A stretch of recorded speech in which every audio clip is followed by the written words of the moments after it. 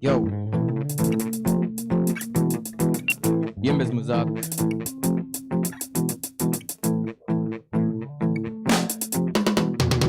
Yo maniga nimekuja na makali. Akia nani huku rap sihami. Nimekuja kuwakili hadharani. Yo maniga huku rap mi daktari. Jo jina songa kwa safari rally. Bas after bus yo ama vipikeli. Round hii nimekuja na kiburi. So kwa nipendi bro demo watiachi. Yo hola it's OG in the beats. I'm here to kill I'm a roast all the beats. So any nigga wants to get this G-man, stop 10 balls and the backup of soldiers. Yo, I'm not bothered by the fame. All I wanna hear is these niggas come in. Hip-hop's like a Delphi G, ready to keep a eat from a pants in the motherland. Mini king nina konga nikisonga man. Nina mugia mafans toka yala man. Mwenjoy nikiwa watu mabanga. Akina jerijo Rwanda ni Superman. Yo, buda niko beats kwa beat. Na tesa mabito dhani mini beats mabeats. Mini beats nina pika mabas kwa beats. Na this maniga west beat beats. Yo maniga mini killer mini king. Amarula mini beats kwa mitaga nina chapanga maniga. Wanadai ni maninja nyima heta ni mafala na wape jitu fata mini king. So I lie be lie na piga vesi for life. Na die fly Dubai na die badai na die fika so high. Nishike easy maganja shimu mfame jamani. Yo, that's what's up. Well, that's what's up. Good evening, beautiful people. Thank you so much for joining us for Eastland Expressions. And as always, nisema Tari yeye ni king kwa the rapsi. Mimi ni nani nikatae. My name is Caroline Atieno and thank you so much for joining us live. Guys, today we are doing things differently. As you can see, we are going live on YouTube, of course, at E_Square TV, coming straight to you from Maono, Africa in Dandora for the very first time. So to our audience, karibuni sana E_Squared. So hii ni show ilicreatiwa for wewe na kila mtu mwenye kwa ndani. There's no limitation, provided you are creative. This is a space for you. We are here to grow together, to experience your art, and of course, tuendelee pia grow to as nimesema. And to our audience watching us live from home, what's popping, beautiful people? Ni ajeri, nimewa miss. I know it's late. I know you're wondering why we are coming live this late. I know, but we're here, guys. Sorry for the technical hitch, and of course, I'll not be doing this alone. The amazing Black Boy Band is always here to keep me company. Yani hawa ni wale wase wanatesa wakitesa. And of course, my co-host, Mr. Director, Mr. Dancer, Mr. Dreadlocks, Mr. Peter. That is the man of all titles. Will be joining me shortly. But before we get into that, remember, you get to interact with us on our social media handles. We are on Facebook at Eastlands Expressions, on Twitter at E_squared_KE, on Instagram at E_squared_KE. Of course, kama we ni rapper, kama OG, unajiamini, you know, you think you got, you believe you got buzz to do what it takes in the rap scene, tutumie message pale Instagram at MikeCheck254. And of course, to our audience, when you want to join Leo for the first time, I'll need you guys to weka your phones on silent, because what's about to happen, I'm very experienced place ingine na hatu ringi. But please put your phones on silent so that we can have one show together. But before further ado, guys, allow me to introduce my amazing co-host, Mr. Peter Attempts. Yo. Mambo vipi Caroline? Poa sana. Inakuaje manzi? Ishakuwa. Karibu ni dhani umeanza show bila mimi man. Mbona tuanze bila wewe? Kwanza naona umebeba trophy. That's good news. Yeah. Hii ni siri, unaona inaiweka hapa. It's a big secret. It's a big secret manzi. Yeah. So thanks so much guys for tuning in manzi. Today's show is a bit different, out of the ordinary malituko. We are in an amazing place. Acha tuseme hivyo, si ndio? So tutakuwa tuna explore hii place pia. We have a lineup of amazing performances still to come, si ndio? Yeah. OG Yembes atakuwa narudi, and then we have an amazing artist pia kondani ya building, KNAMICS himself, si ndio? Yeah. Atakuwa anapiga performance, si ndio? And you guys, what we have in store for you today, you guys are not ready. I want you to put on those dancing shoes. Yani get some space. Be comfortable. Kama ni coffee unahitaji ku relax, take that coffee. Kama ni juice, you want that. Okay, sitasema kwa bili yangu because we are on different places. But yani, we're about to blow your minds, of course. First time, yani hii show inakuanga ile show. Tunakuanga live every Saturday from 2 p.m. on YouTube at E_Square TV. Leo tumechelewa kidogo lakini hatuwezi kosa kufanya show, si ndio? Yeah man. Yeah, so otherwise uko aje Caroline? Mimi niko fiti. What about you? Mimi niko fiti. Yeah. I'm super excited to be here manze. I'm so excited as well. Yeah. Because it's a new space, we are trying something different. And of course I know we will deliver, si ndio? Yeah. And it's also a new month. Yeah. We have a new conversation, remember? Of course. How excited are you about that conversation? 100 and Over the bar. Over the bar. Just Over wait the bar. Yes, guys. Now, this show is normally driven by different themes for different months. And of course, when we start a new month, that means we're having fresh, authentic, new conversations. Yeah, man. So this month, tunakuwa tunaongelelea story na pregnancy na infant care. Because as you all know, October is pregnancy and infant loss awareness month. Yeah. So we're just trying to get to understand some of these things, what it takes to take care of an infant. After umejipata kwa hiyo space umepata ball, that is not the end of life. Yeah. Life has to move on. So how do you take care of that kid from there? How do we move on? How do we get that kid to grow in a safer and a conducive environment? Ndio maana tuko hapa leo, tutakuwa tunakuelezea in a few. We have an amazing expert who's going to be taking us through that. Yeah. And of course, we have a girl child champion. We hosted Aroni Squared a while back. She'll also be joining us for that conversation. Anarudi tena? Anarudi sasa kutetea boy child, I hope so. Wazi. Sasa tuko pamoja, man. Yeah, and of course, tuko na Mr. Ugali Man. Yani you guys kama mji Ugali Man ni nani? Mimi sijui mnaishi Kenya gani, by the way. So that guy is going to join us in a few. And of course, mbona OG Yembes. Atatuambia mbona anajiita Yembes. Yeah. I'm so curious to know that. Yeah. And we just have a great show, Yari. And last month was great. Last month was great. Okay. And in case mnashangani nini nasema, hapo YouTube tu mali yuko to our viewers at home. Hapo YouTube too, there's content. There's plenty and plenty of content. Yani, just check our videos. Last month we had a conversation on inclusivity for persons with disability. Yeah. And it was a whole vibe. Yani, we explored that space. Truly package enough. We gave you everything that you guys need to get acquainted with. Na uweze kujua, ukipatana na mse mwenye akona ka disability pale mtaa, unajua venye unamhandle. Those guys don't need pity, guys. Attitude. Your attitude goes a long way. It is courtesy. Muulize kama they need help. If they don't need help, they're fine. They are as normal as any other human being, except they're able differently. Na like slogan. We had slogan on the space. That guy was amazing. And there's something he said. Yeah. He's not living with a disability, or rather he's not able differently. Walking style yake tu ndio different. Ni swag. Yeah. So, Karo, kuna venye umeongelea story na infantry na pregnancy na infantry. Nilikuwa na swali moja nilikuwa nimesave kuuliza leo. Hebu niambie, what is the weirdest thing ushasikia kuhusu pregnancy? The weirdest thing I've ever heard about pregnancy. Yeah. Wacha nirudi kwa audience. What is the most weirdest thing you've ever been told about pregnancy? Tutumie hapo kwa comment section. Na hapa kwa audience, of course, tutakuwa tuna get kwenyu. Mtatuambia what you feel about that. Now before we get to that, Peter, did you know? Yeah. I'm about to blow your mind as always. Our viewers, did you know? Our audience, did you know? W, letter W for who, why, what. Inaanzanga aje? Ukipronounce inaanza na letter gani? Pronounce W. W. What is the first letter that comes? D. W. Now you know. Karo, lakini wewe unajuangaje hizi vitu? Ni squared maze, ni squared na kuelimisha. Alafu unajua sijasahau umepa swali yangu. Lakini lazima utaijibu. Nitaijibu show ikiendelea, but for now watch our audience watupatie feedback. All right, man. Remember to interact with us on live on YouTube at E_Square TV. Comment, tuma shout outs, tuambie una watch from where. Tell us how you feel about the shows. Remember we are in a different location. Tuambie venye una vile set yetu inakaa, I'm sure ina look amazing, si ndio?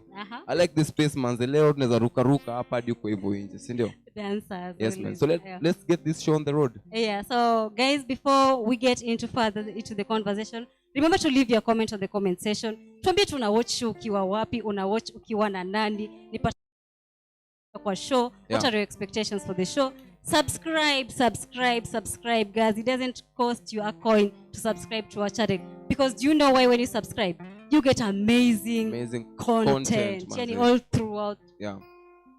For the longest time. Yep. Yeah. So without further ado, guys, allow us to introduce our very first artist of the day, Mr. Ugali Man. Round of applause, ladies and gentlemen, akikam kwa stage. Mtu alisema amefinya ugali mpaka ugali imekuwa hobby. Kwa hobby. Finya ugali imekuwa. Tumlete, unaona tumlete kasembe nini? KNAMICS. Karibu sana KNAMICS. Ufiti? Are you ready to kutuambia story ya ugali? I can't wait, master. All right. Take it away.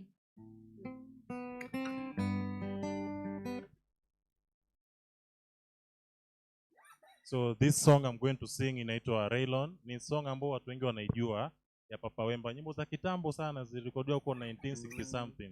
But I hope you are going to enjoy. Si ndio? Okay.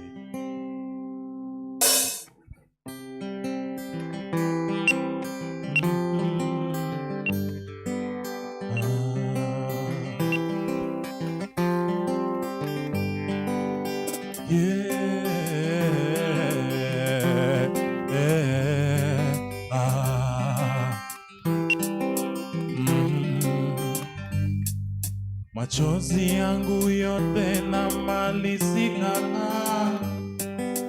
niye nitalala na nani? We unaenda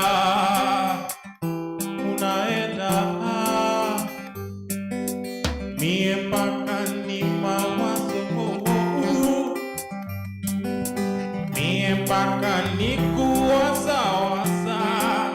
We unaenda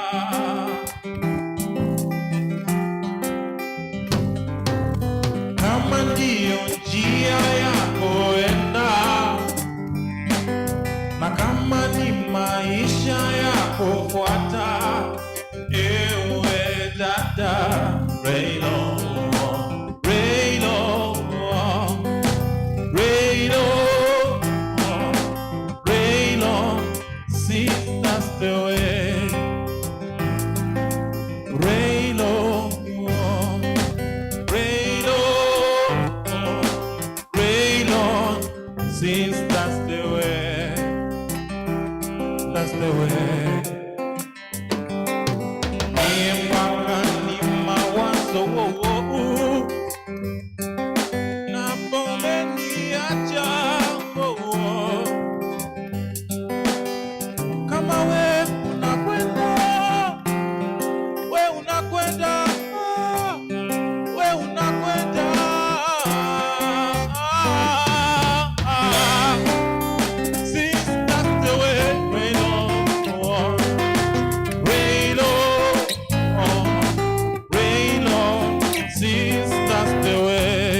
Pamoja. Raylon, Raylon, Swaski. Raylon, since that's the way, that's the way. Mie mpaka ni mawazo, mie mpaka ni kuwazawaza. Ewe dada,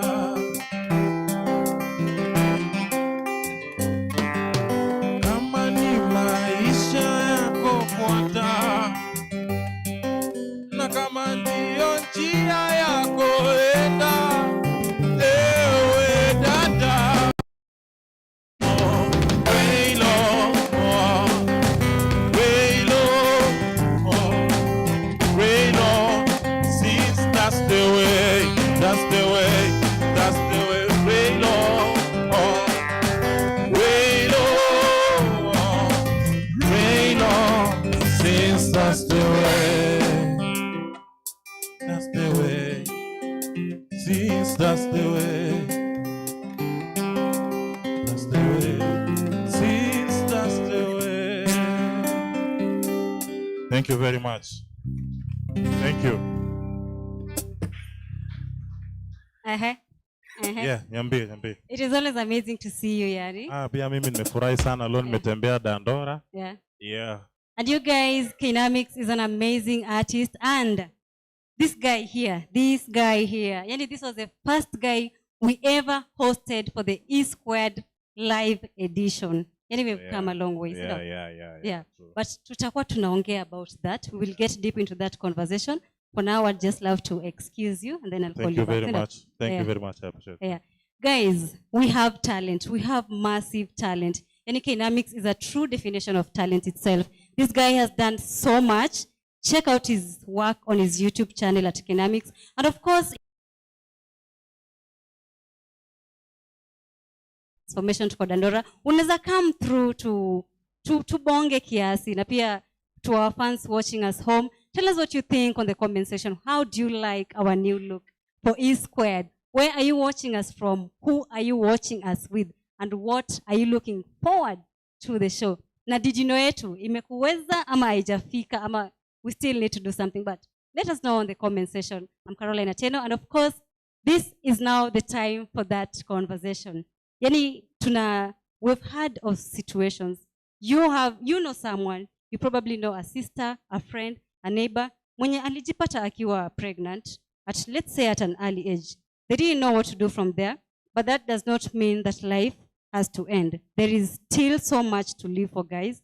If you ever find yourself in that situation, you are in the right space, because today we are going to be educating you. We're going to talk about this in black and white. Now, just navigate towards finding solutions to making the world a better place for you and your baby. I love to introduce Madam Nancy, Dr. Nancy. We're going to be having that conversation with her in a few. She's a pediatrician. She's going to be talking to us about everything concerning pregnancy and infant care. But for now, mliona Peter amebeba trophy. I talked about that trophy. So we had the baddest rap battle in the 254, guys. In case you haven't checked that video, hapo to YouTube tu maliuko _square TV. Watch the rap battle. Of course, voting imeisha, but you can still share it with your guys. Tuambie what you feel about it. And in case you missed, this is what happened at Maono Center for Africa last week on Wednesday for the September Mic Check edition. Check it. So hala hivyo tunishawa mada na wapia honyo kami chaman wana kada wako afraid kunicheki hata kwa mic weze nitaja kada braja buda mina wabuka kama mwaka I'm the beast you didn't know, and I'm coming from the east when I want to make them rappers sound like them kids never afraid of it. Nigga kill them yoka shot nigga run the street ladies and I'm a pull them tako na all my journey normal wacha chamba kwa mic nini mnoma bila koma nenda somo sijeje kila wama na crime cause I'm a kick you like a dramatam. Mara tatu watakukana kikao cha wazee unawacha umetukana so inabaki wazo bako zako ni kuchana na sina makase mwongozano ya vijana ndo ilifanya wapote takataka matope wakinipota wapote wakisota wakope watokwe baka maope twende kwa kina Lopez kani ngweni za Torres alafu zikishika kambi tukadunge bezi wana mavitambi kani kazi ya wawezi ini rambi na beba mpaka walevi kwa ya mama jambi ndo amekupa malezi unajifanya mdonyo na umekabatu mwezi. What's up in the trend? Ati makadi ni ngori na saisi na kitu adika pori na muoni na wa entertain viti na bado amko sorry. Hii maisha kweli ni yangu pekee junangangana kimimi nishike hizi machecks nitafute base kwenye ntenda kumeditate nikisetizi mangwelo nikikalculate vile positive vibes na mwezi deny venye na roga tayari wangesha legalize na seti ni new nimekuja tu kusummarize so you better pass the blunt adiga vaginize na kani bangi utapata niko high nimefurahi salamu na kupea tu ni high juni morning walai na siezi mix glory na chai afadhali niombe sajani zidishe na na nikimes manjoria wanagwaya nikipisha waragi wanajua nifayaka kinuka kakinuka kametoka kapi mbaya hizi side za we sindo walo panga wabaya moshi nishegere tu moshi mbili wananare washa kitu yendange hivi nakani kurore suroria na maderi tunawapora wakora walo kanga kama ngiri anadhani msuke na natoka ruai ati babe usifike ka unanuka ngwai na tayari nishaiva na mimi niko hai na mimi zangu zikina juti na mayai kani Johnny tamwai kani chuma big time mimi ndani yeah check it yeah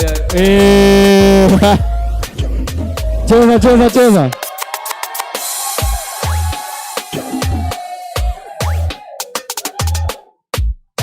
Hey. Aikido DJ. Hey. Twende sana. So wengine lyrically walishadedi wanahitaji motivation tawanganishia pedi. I was silent but they pushed me. This is better than that boy could get pussy. Mesi mjuwaji but at least nijishuku. Keyboard warrior sahili mafuku. Dada strappers mwazakiza mochari ukweli inauma baka nasikiza eventually. Na hiyo story ya mimba tunajua wataruka. Usiku na rapa na kopia hip hop na kapuka but acha niwemesha kimistari ya wako pedi. Tukifolo kwa nini na uwezi kata vikani. Nini wako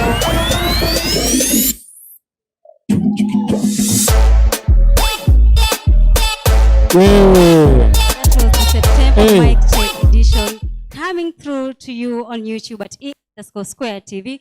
courtesy of Black Boy Media and Black Boy Music. And of course, that was the best of the best rappers we had brought to you live on YouTube at E_Square TV, courtesy of Maono Africa as well. I hope you love what you've seen there. And of course, you get to watch more of that. Hapo tu mali tu huko on YouTube at E_Square TV. Watch it and share your views. Tell us what you feel about the rappers. Walileta A game kweli. Do they deserve the September Mic Check trophy? What can be done to make it even more fun? About the conversation we are talking about, the month of October, we're going to be having a conversation on pregnancy and infant care. And I know what's going through your mind right now. And I'm going to be answering those questions with the help of my amazing guests. Welcome to the show. Thank you, Kara. It's great to be here. Hi, Carol. I'm so grateful to and honored to be here. So let's start by you telling us your name and what you do. So my names are Mercy Wanjiko. I am a clinical officer and in expertise in pediatrician and matters sexual reproductive health. And I work closely with Maono, and it's a pleasure being in this platform to share what I know with these young, amazing girls. Yeah. Hi, my name is Papacho. I'm the Girl Child Officer here at Maono Africa Center for Transformation. We mentor young girls, young ladies. We give them alternatives to their lifestyle. We show them that once they get children, that's not the end of life. They can take back their life. They can do something positive with their life. They can start business ventures which are going to uplift them economically. Yeah, basically we are here to uplift the girl child. Okay. Before we get into the conversation, and thank you so much for joining us, I'd love to ask the same question I asked our audience when we started. Papacho, to you. What is the most weirdest thing someone has ever told you about pregnancy? The weirdest thing someone has ever told me about pregnancy. When you eat a lot of eggs, Caro, you're usually cautioned when you're pregnant. When you eat a lot of eggs, you're told that your baby's head will become so big. Oh. Yeah, the child will refuse to come out. Yeah. Okay. Mercy? So the weirdest thing somebody has ever told me that taking cock the soda, it's going to wash the baby. The baby is going to come out clean. And that is a total myth because the baby is usually covered in the amniotic fluid. So I don't see how the cock is going to wash the baby. Okay. Yeah. Any other myth, any other crazy myth you've ever come about or been told about pregnancy? Yeah, there are a lot like people hating other people. I think that is a myth that it needs to be demystified because these are emotions. And if you can't tailor your emotions to like other people, then I don't see how that the pregnancy, this new human being inside you, is going to make you hate other people. For me, that is a myth. And yeah, I think it should be demystified. We should know that pregnancy, yes, it comes with a lot of hormone change, but I think the part that the pregnancy is going to make you hate other people, that is a total myth. Okay. Yeah. 2020, when Corona came in, a lot of things changed. And then that is the same year that we actually recorded the highest rate of teenage pregnancies. So maybe just getting your view on that. What do you think is the problem? Or what do you think might have triggered something like that? So basically, I think what might have triggered the high rate of teenage pregnancy, we can start with peer pressure, where young girls are pressured by their friends who have had sex. Let's go and have sex, and they don't have information that is tailored around them protecting themselves, use of contraception, so they end up getting teenage pregnancies. And also there is poverty. These young girls might have come from families that are not financially stable. So the moment they find a man, a predator who is out there ready to predate on them, maybe by giving them 50 shillings, they may be lacking even sanitary towels. Maybe they get the 50 shillings for in exchange. They give the man the sex, and then they get the 50 shillings maybe to acquire sanitary towels. That led also to teenage pregnancies, and also there were some families who are forcing their youngsters now because they are out of school and there is nothing they are doing. You find a parent is pressuring. Some parents were pressuring their daughters to engage in maybe early forced marriages. Yeah, and that actually was a very big cause. Then there was especially in this area that you are in, there was the rise in teenage prostitution, whereby these young girls are introduced by their friends into brothels that host these young teenage girls. They get into the brothels in exchange for sex. They get pregnant because they don't have adequate information tailored about contraceptives or protecting themselves from STIs. So they end up getting pregnant.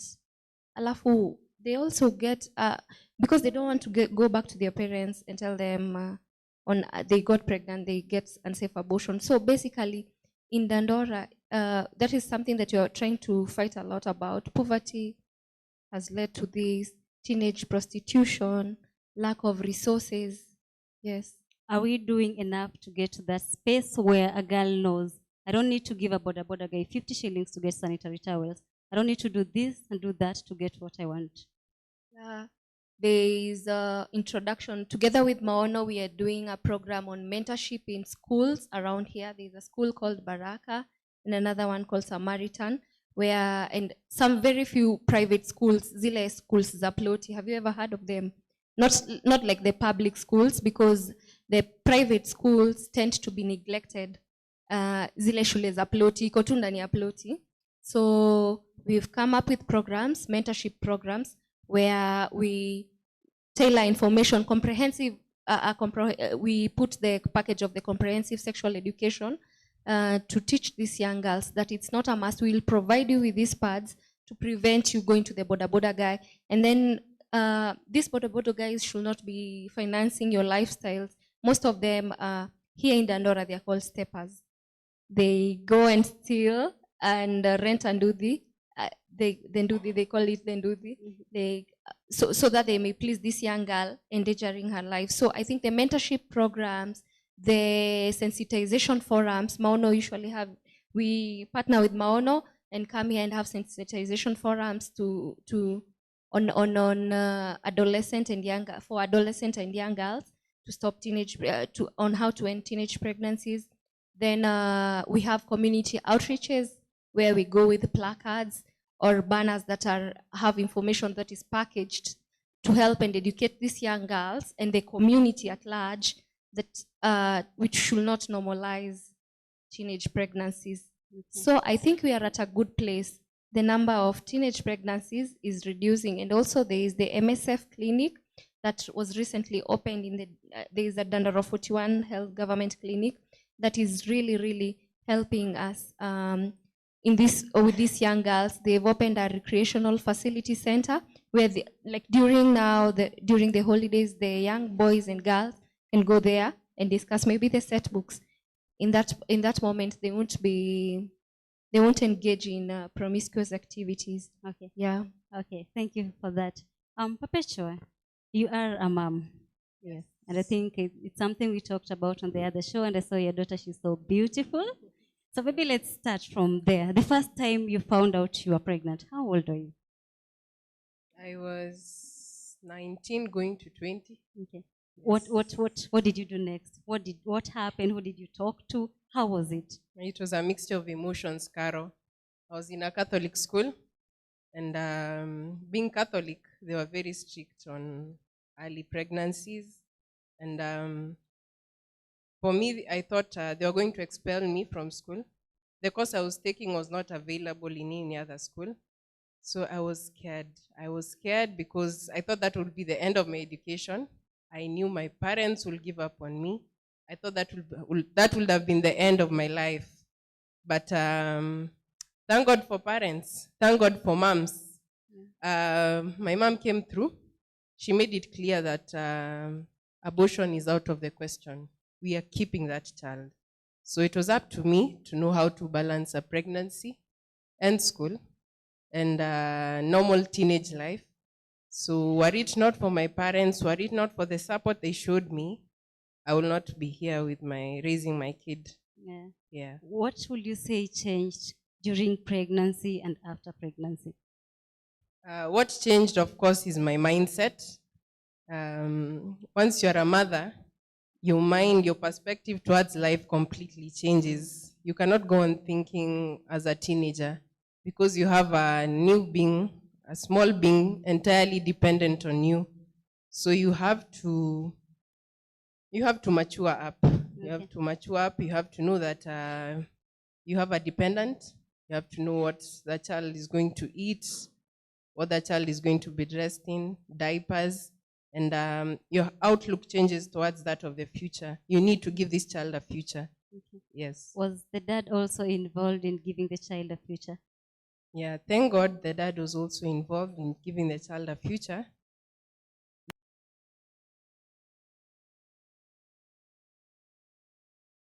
Towards guiding us towards becoming responsible parents. Okay. Yeah. Back to you, Mercy. You literally deal with ladies, young girls, each and every single day. So maybe what is that one case that struck you as a doctor? Like maybe a girl got pregnant, the parents did not want her, the boyfriend was nowhere to be found. Have you ever had such a situation?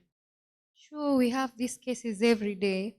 For instance, in one case, we had a girl who was in high school. She was around 16 years. She got pregnant. And the person she got pregnant for was a young boy of around the same age. And now, when she went and told the parents, her mom was a single mom. So the mother told her, I am raising you. I've literally raised you in a very bad environment. I really wanted the best from you so that we may change everything for our family. So she threw her out. Now the good thing is that she found us at the MSF clinic.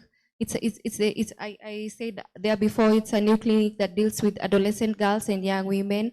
And I was able to have closure with both the mother and the daughter. First I told the daughter, the 16-year-old girl, I need to talk to her mother, and I really talked to her, and she really understood from our point of view that you cannot throw her.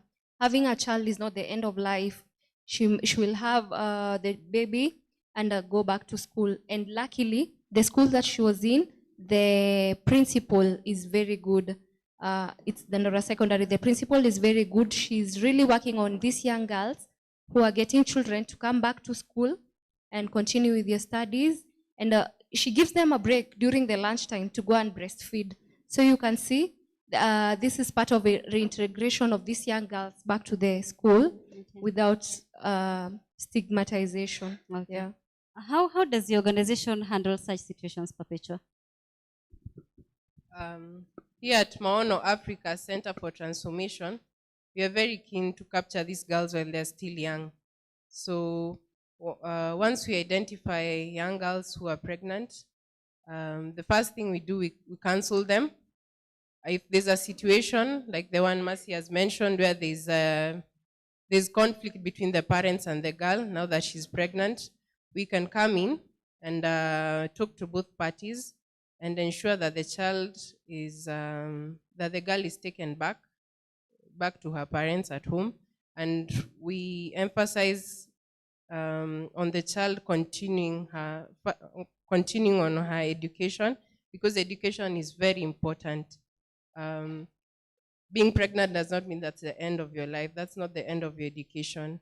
We are very keen on education, retention of girls in school, and for them to even pursue, once they're done with Form 4, once they're done with Class 8, we are very keen on them pursuing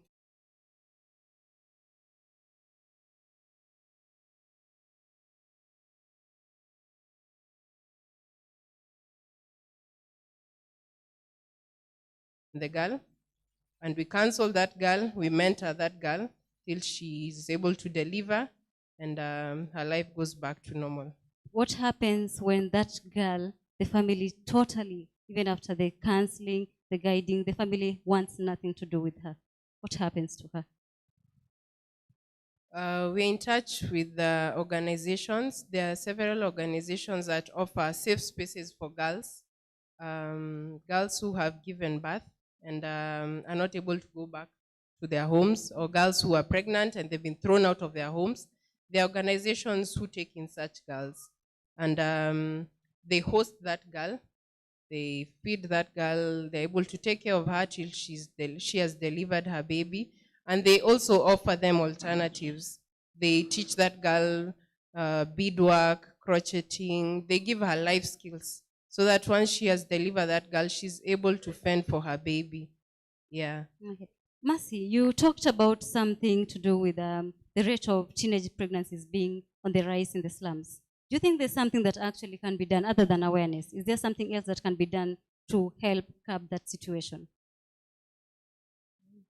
Yeah, I think there's something that can be done, but then according to the society that we have, they think that it's like some sort of encouraging young women, young adolescent girls to engage in sex. But now the good thing is the parliament and the cabinet passed a reproductive health law, which involves the comprehensive sex education, and also it involves the law where young adolescent girls can be given contraceptives, and that they are advised accordingly by the practitioners, and then they can decide on which contraceptive to use. I think that will really help to reduce the teenage pregnancies. Okay. Yeah. Talking of contraceptives, I saw somewhere, I think it's more of a myth, that taking a lot of contraceptives will actually hinder you being able to give birth in the future. Is that even true? No. That is a myth. That is a myth. Contraceptives, the real definition of a contraceptive, it's a drug or a device that prevents us from getting pregnant. So the moment we start saying that this contraceptive is going to make us infertile, that is very wrong. It only stops for a given period of time. Like you see, there are implants. They stop maybe getting pregnant for 5 years. There are IUDs. There are the pills. They only prevent pregnancy for a short period of time, but they don't make anybody infertile. There are a lot of myths really tailored around contraceptives. Okay. What of the effects? Effects? Yeah, effects. Effects. Yeah, there are some effects like the implants. The implants sometimes can make you have nausea and maybe breast tenderness and cramps, but not all the time. It depends with somebody's bodies and somebody's hormones. Okay. So they are not severe side effects. Yeah, okay. It's something that we can all handle. Okay. Yes. Back to you, Papacho. What does it really take to take care of an infant? It takes self-sacrifice.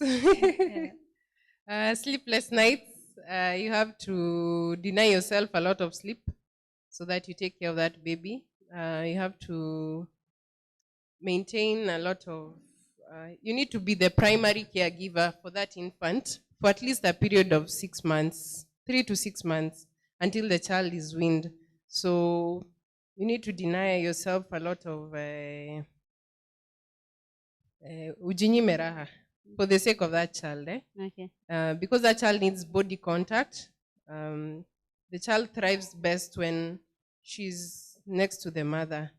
So that child needs to be well taken care of. She needs to be breastfed. Breastfeeding is key to giving that child the best start to life. It gives the child a healthy immune system. It makes the child grow and develop faster. So it needs a lot of self-sacrifice from the mother. Love, self-sacrifice, and tender loving care. Okay. Yes. So when you talk about it needing all that to be able to take care of a child, well, what is actually the right way to taking care of an infant? Is there a right way? Is there a right way of taking care of an infant? Yeah. There are many advice. There are many pieces of Tell us, advice. give us your story. Oh. Tell us, give us The your best side. way to take care of an infant. Number one, exclusive breastfeeding for the first 6 months of life. That is key to growing a healthy baby. Number two, lots of skin-to-skin contact. Children, young infants thrive on their mother's warmth and care. And you also need to have a positive mental attitude and positive mental outlook, even towards that child, because that child can tell when the mother is stressed. That child can tell if he or she is unloved or unwanted.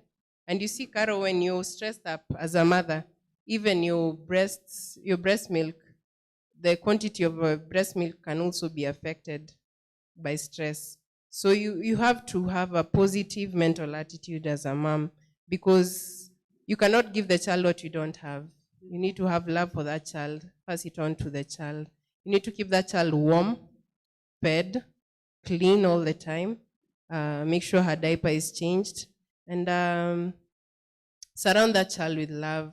You're her primary caregiver, you're her number one teacher.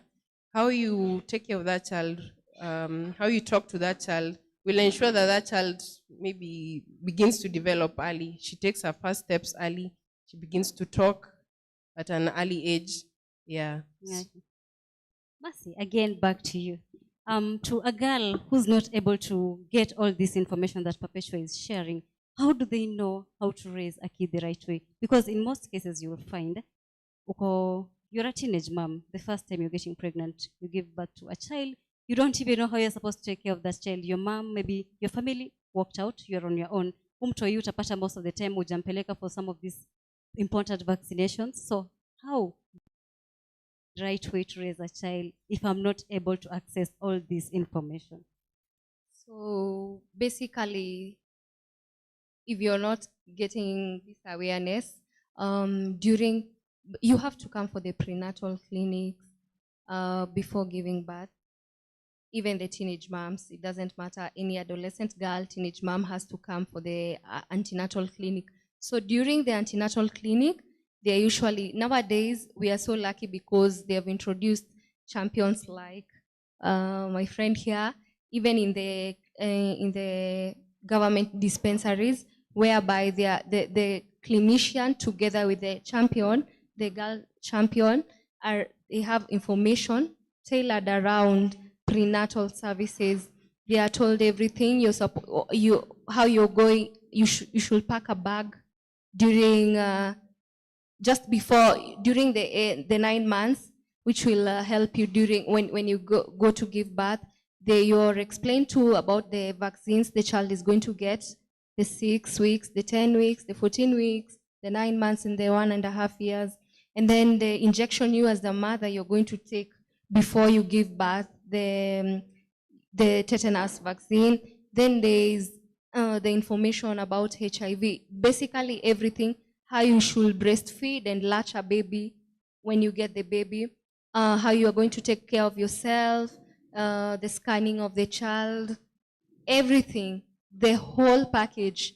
It's called LAMES in big hospitals. It's the LAMES package. But now when you're in the grassroots, you have to explain to them in a way, in a local dialect that they are going to understand. So the whole LAMES package contains information, every detailed information on how a young mother or any young adolescent and young mothers are going to take care of the baby. Okay. Yeah. Talking of vaccines, Yeah. what are some of the most key vaccines that an infant should not miss? Yeah. So when the mother is pregnant, the mother should not miss the tetanus vaccine, because basically it protects her and the baby she's carrying, maybe we can say the fetus that she's carrying, from maybe if she gets an injury, she won't, they are going to be both protected. Then after delivery, a baby should never miss the BCG.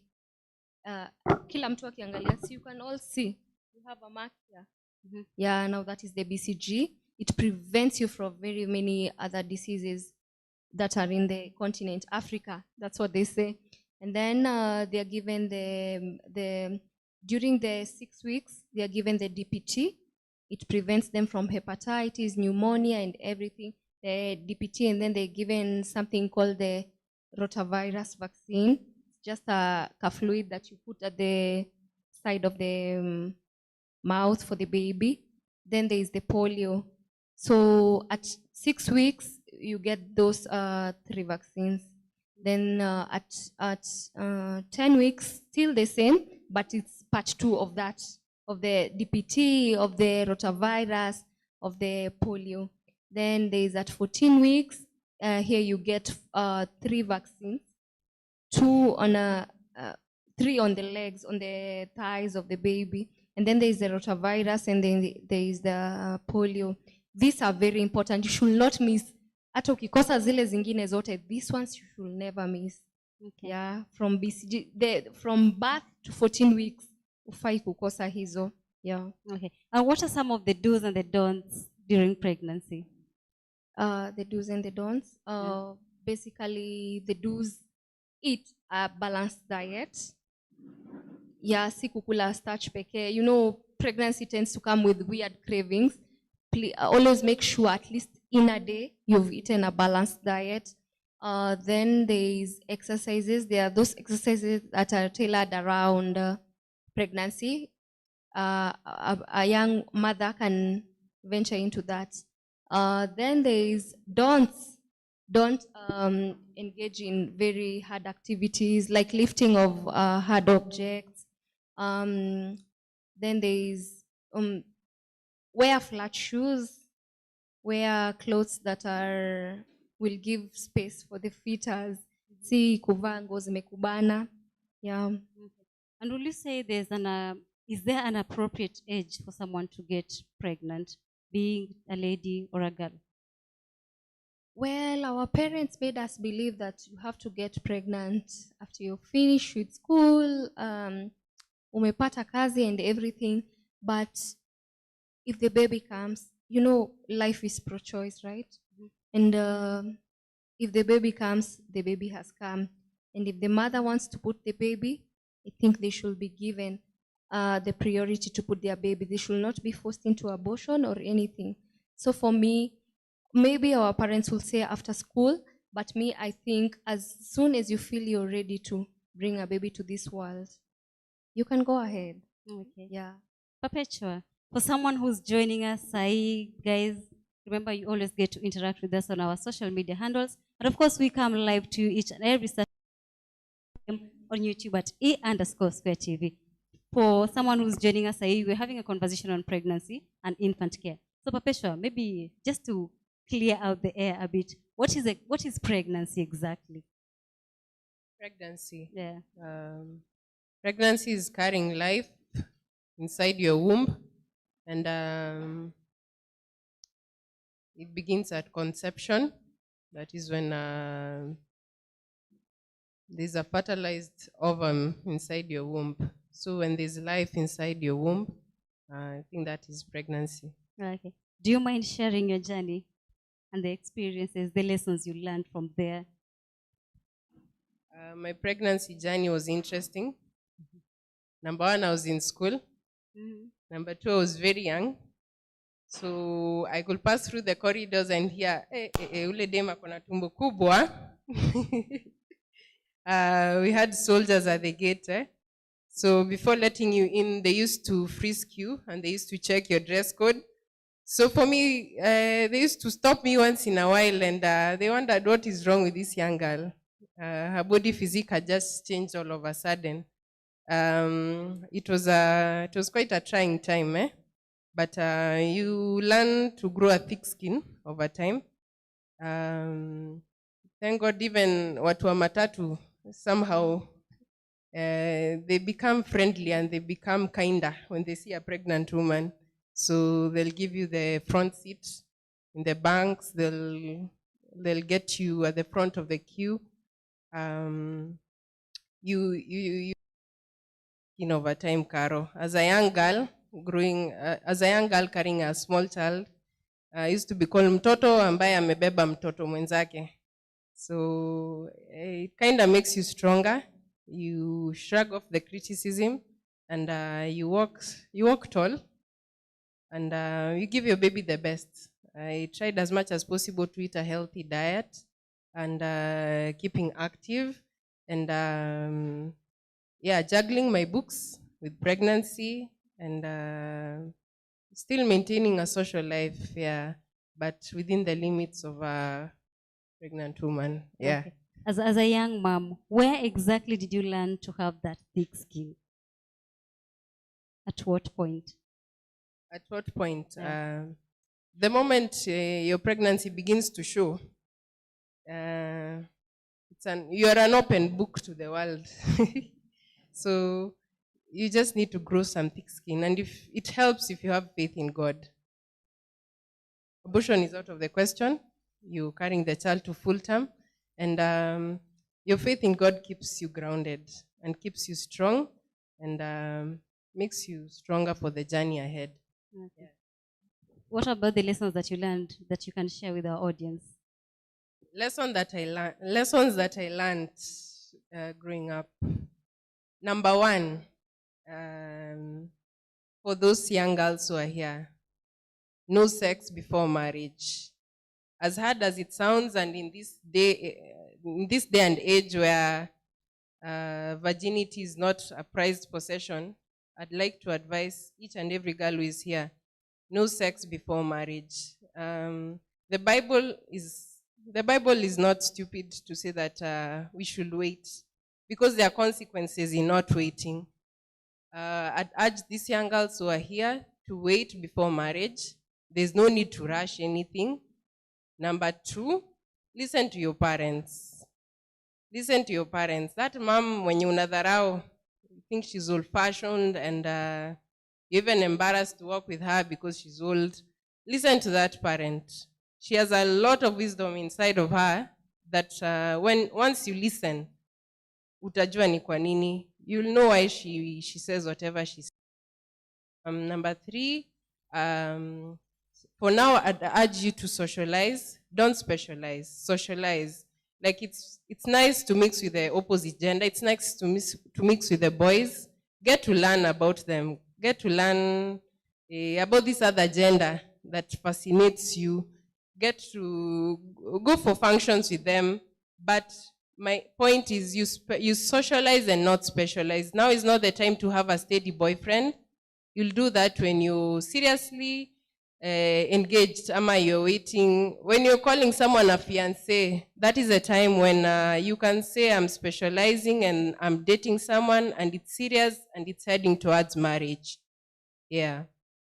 Okay. So socialize, not specialize. Yeah. Okay. Socialize and not specialize. And what are some of the complications that come about with pregnancy? A lot, Caro, a lot. First of all, your body sleep cycle changes. You're sleepy all the time. You're tired all the time. Those little tasks that you do with ease, like mopping the house, you're not able to do them. And of course, your clothes don't fit you anymore. Those trendy clothes that you're used to wearing, I'm sorry, once you're pregnant, it's dead for you. And your body changes. Your skin changes. For some people, they're blessed with a beautiful skin, but your whole body changes. Your body changes. You eat all the time. You want to sleep all the time. You're tired. Your body aches in all those places like you never thought existed. So for young girls, just chill out. No sex before marriage. Back to you, Mercy. You're a mom, right? Yes. So as a mom, what was that thing that you just had to eat each and every time? What were your cravings? Wow. My cravings were weird from everybody else's. Githeri and jahe. You all know jahe, right? Yeah, I could even refuse to go to people's places. If you're not cooking githeri, I'm not coming to your place. It was very weird. That was the most weird craving people have ever heard of. Yeah. Okay. As we get to the comments, sijui kama kuna watu wako na maswali kwa audience. Anyone with a question? Okay.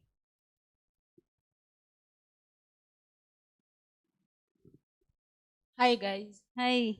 So I have two questions, and the questions goes to Madam Perpetua. So my first question is, you said, like you as a young girl, you're pregnant, right? So like, you know, you are in school and then you're receiving those negative, like people are poking you, they're saying this young girl is carrying a young kid. So how did you go about it? Like, I know you were depressed and all that. What did you do about it? My other question is, we are girls, right? And we want like to we are dating. And you said, oh, you can't have sex before marriage.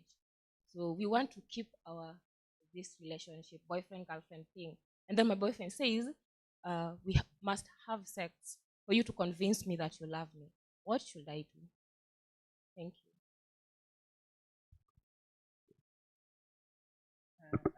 I'd like to start with the question, how I handle criticism while I was pregnant. It helped that I was having evening classes, and my evening classes was comprised mainly of adults.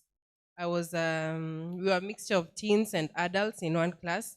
So it helped that a lot of my class members were adults, and they showed me a lot of support. They formed a support structure around me, and they kept me sane. Like the older women will show me what to do, how to eat. They walked with me all the time, like we usually walked in a park. So I never felt vulnerable at any one time. They just enclosed me with a lot of love. And number two, what do you do when your boyfriend pressures you to have sex, yet deep in your heart you know that it's safe and it's wise to wait till marriage?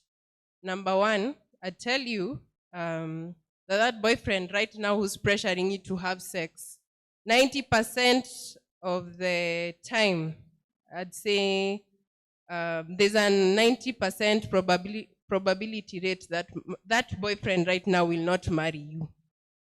He's just there to play with you. He's just there to use you. What you think is love right now may not be love 2 years from now. What you're feeling right now is infatuation. So tell yourself and remind yourself every day that your body is a prized possession. It is not for any man to play with. And you have to tell yourself, you have to convince yourself early enough. Before you even get into any relationship, you need to keep boundaries for yourself. You need to tell yourself that this is my body, and no man is going to have me before marriage. So you need to set that boundary right now, even before you get into any relationship.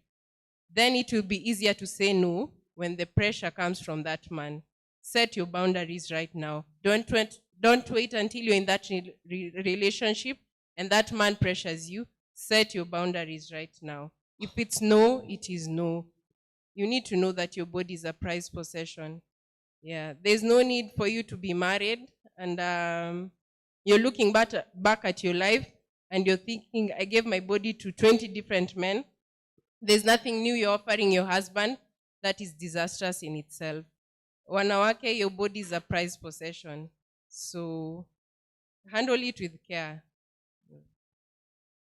Any more questions?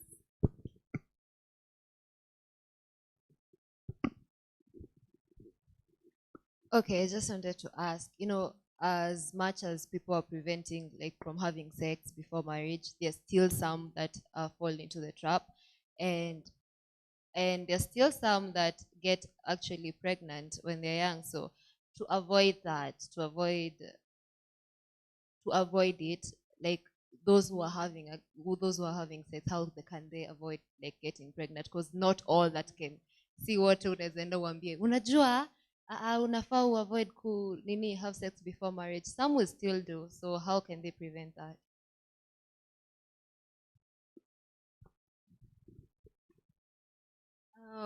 So to answer your question, I said a little bit earlier, there is the bill that was passed on for sexual reproductive health, where adolescents and young women can have contraceptives. And I think this is the right time, during this time, this is the right time for us to be speaking about contraceptives, because it is happening, and it is happening in a very big way. Young women and adolescent girls are really having sex, a lot of it. And if we don't talk to them about the contraceptives, as much as we are saying our bodies are pricey and we should put them before marriage, some girls literally cannot survive without having that sex, and they are doing it chini ya maji. So it is better we have an open conversation on contraceptives, whereby practitioners are involved, girl champions are involved, and tell them every information on contraceptives, advise them accordingly, and maybe help them in selection of the contraceptives that they may use. Did I answer your question? Okay, any more questions? Any more questions? No? Okay, to you guys watching us live, thank you so much for tuning in to A Square. Remember, we come live to you each and every Saturday from 2 p.m. on YouTube at E_Square TV. There's plenty of comments here. Thank you guys for tuning in. Steve Biko anasema Mr. Ugali na mitoma moto moto 100. That's what's up, Steve. We bring you the best of the best each and every Saturday. Anasema na my all-time star KNAMICS. Of course, tutakuwa tuna have your conversation na KNAMICS in a few. Beatrice Patricia anasema nice topic at E_Square TV. Thank you so much, Beatrice, and thank you so much for keeping it squared. Musumba Felix anasema locked in straight from Chicago. Hey, Musumba, umeka Chicago sana. Kuja Kenya pia tuko experience kidogo. Anasema liked KNAMICS performance. You'll be experiencing that from him, Musumba, in a few. This is Nancy Bansi anasema she's learning so much in the conversation. I'm glad you are. I'm glad you are, Nancy. That is why we're having this conversation. She's also saying, this is a question to you, Mercy. Can stress cause complications during pregnancy? Yes. Stress can cause complications during pregnancy because the body is usually functioning on hormones, and you know how stress works with hormones. Basically, from conception, during the 3 trimesters, if you're having stress, it might even, whatever is absorbing the stress and the shock is the amniotic fluid around the baby. So at some point, I think you can have stress that can, a lot of stress, a lot of depression. You're subjecting yourself to situations that are making the baby feel like, there's that connection.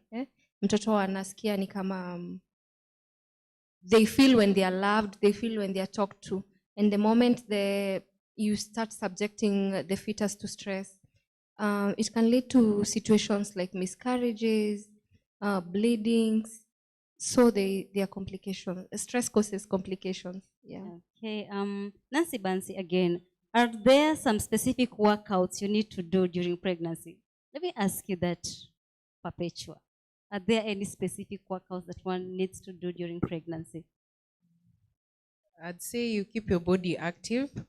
You can do a few like leg lifts, and you don't put so much pressure on your body. I think as a pregnant woman, you should know the limits to which how much your body can take and what it cannot take. There are women who are able to swim, I think in the first trimester. Swimming, I hear, is good for a pregnant woman. You can do a few lifts just to make your body active and to make those muscles still active. Yeah, in fact, an active lifestyle before pregnancy can really give you an easy birthing experience. Yeah, if you're active during your pregnancy, it's very easy when you're going to give birth.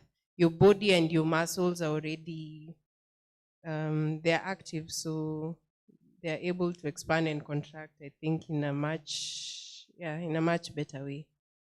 Okay. Musumba Felix again. True, I agree with the guest. So many of my friends laugh at me for abstaining, but I am committed to this. That's the way to go, Felix. Keep abstaining. Papacho amesema no sex until marriage. So uko mali uko tu, keep abstaining, man. Keep abstaining. He's also saying, what advice can the guest give to expectant fathers to help their better halves during pregnancy? Mercy. So for expectant fathers, I think they should accompany their lovely wives or spouses during the prenatal clinics, whereby you get to be explained that when the baby comes, there is change in sleeping patterns. You will get that sometimes at night you're not sleeping because the baby is throughout the night the baby is not sleeping. Then there are issues of colic. Colic is when the baby is crying because maybe they have gas, maybe due to the food that the mom is eating or no proper latching. So when they come to the prenatal clinics, they get to be explained to about the proper latching of a mother, what a mother should eat so that the baby may not experience gas. So yeah, I would advise them, accompany your lovely spouses to the clinics, learn on everything you need to learn before the baby comes. Yeah. Thank you so much for coming through. And as we wind up, what is the best position ya kulala when you're expectant? We are normally told, I think it's the best, sleep on your left side. For the baby, I don't know what science works on that, but sleep on your left hand side. Yeah. Asante sana for creating time to have this conversation. It is so great. What you're doing is so encouraging. And keep empowering the youth, keep educating the girl child to keep controlling the rate of pregnancies. You know? And of course, guys, we have been having this conversation, and the conversation does not end here today. This conversation goes through the month of October. We're going to be educating you, enlightening you. Yani, tutakuwa hapa kukupatia what you need at this particular time. If you are expectant, you're not alone. If you are a girl who's experiencing maybe problems with the pregnancy, you need to talk to someone. Kuna Mercy amesema there are clinics there for ladies to help you through your pregnancy. Do not take it for granted. And of course, the guys, be part of that pregnancy as well. Be part of that journey. We're here to work together. And a healthy baby is a healthy family, a happy society, and a happy nation. Right about now, we'd love to take another brief break. We're taking you back to the rap battle that we had last week. And this is what went down at Maono Center for Transformation. Okay. Msito. Skia. Napanga mistari na alphabetical order. Waganga wachawi na washinda kuroga. Uganda Malawi tunasukuma kwa boda. Ulizanga maswali sukuma wiki ni mboga. Tunaflow kama sima tunaleta umeme. Chapa show kawaida atupendi uzembe. Niko busy na hasa ukilalisha kitambi. So sibongi ya karao do zangu hulambi hadharani. Mini stingy na kucheza mara ndani ya chuo na kuswitch kwa umbali kirazi. Hoi hai kauna beef na unabonga kilami. Noisemaker ndani ya class nikitema mistari. Tongue twister na marhymes nikispit sijali. Fimbo kali number 1 ukini cross ajali. Wasilali ndani ya race jeshi yangu hatari. Niko sayo na ndo press nikisanif majani. Yo pressure imejaza tempa kamsako kamiti. Beat iko clear ama beat iko louder. Mafasa tachangamka so inabidi nvuke boda. Mshani bamba na bidi iko karibisha pa maono. Mistari mina tema kwa sababu siwezi fanya crime na sai ini type yangu ya kushana deki like limelight. Na venye miu rap ponjo na dani na fight. Nifanya juu metenda pia nifanya kwa mafan. I know you fear that mark of the beast, and I'm the beast. What you gonna do? Back to the street, dear Lord, and in my rhyme book, I'm back on this beat. Machiavelli style, coming through the legend in the making. Get boy, you get the clink busy kwa hizi street na saka ganji bila assistant. Bado nasikia kuna mga flani anani this man, you messing with the wrong one. Ini version yake Hitler, but kauna dai kujia punches bila filters. Kwa rap nionyeshe wote miti mbaya. I'm still on fire, I'm not an angel. I'm a devil fighting power, bado heartless. Kwa beat na imadadi makick na snare zikikam through na zidumianga ki Eastland. Is funny to be honest, sometimes pia mejishanga. Kila bitu wanaisafisha na iwacha nikimeng'a mistari zangu wanga dita dani. Hello ndile andiko maybe pen yangu ni ya Grammys. Domana rhymes imetisha na wakisha. Kutoka Gaza diko man. Nimekam extinguisher this time nina wazima man. I'm rapping I keep the DJ this time. Jane kima man sija kam na mboge gana challenge yoni sima man. Hey, niko underground. Kadiji za smart cards na clam nicking out massacre bila placards. Mad hip kanjoti zina for the bastards. They say I'm gay but na raise standards kwenye soko la hisa. Kashilingi tunapanda Tasha half them says na wakaanga switch lanes hizi chua mziki ngada nudhe nachomoka matuti ya wezi nipata. Stick around at your wine pewa gloom and I know I can rap I don't need to ask you. Na wabaa kwa masai kwa magwanda ni drag suit kuni beat kwa ire such a study fika booth. Bars after bars tuna hane susali tuko wax by the wages ambali tafadhali. Smoke MCs bila filter Tasha doche mniflani na mnakaa bon juzi na hizi suti funny well love is blind but ukisota inaanza kuona. Wanaume endesha bima vitambi rangi na figem naipiga finger kumwoni lishindwa na jusipendi cockfights acheni ni pull trigger.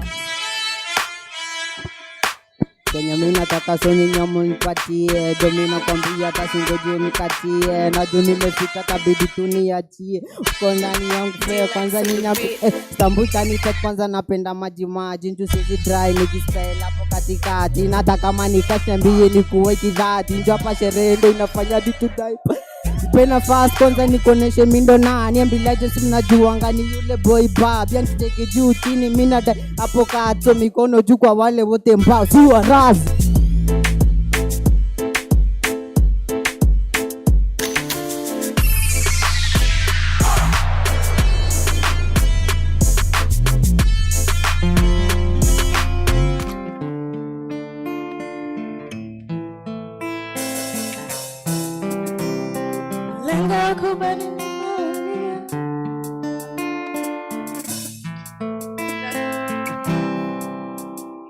Malengo kubadiliza dunia kama una masikio sikia sije basi ukapuliza gunia na wenye roho nyepesi watasengenya hawatatuombea nami nishakupenda wewe kwa wazazi nikupeleke mimi nishakupenda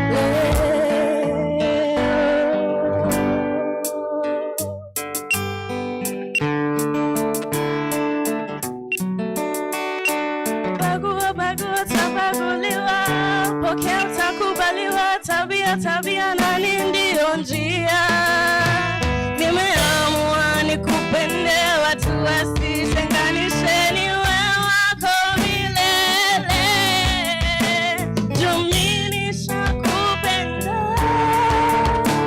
kwa wazazi nikupeleke mimi nishakupenda wewe.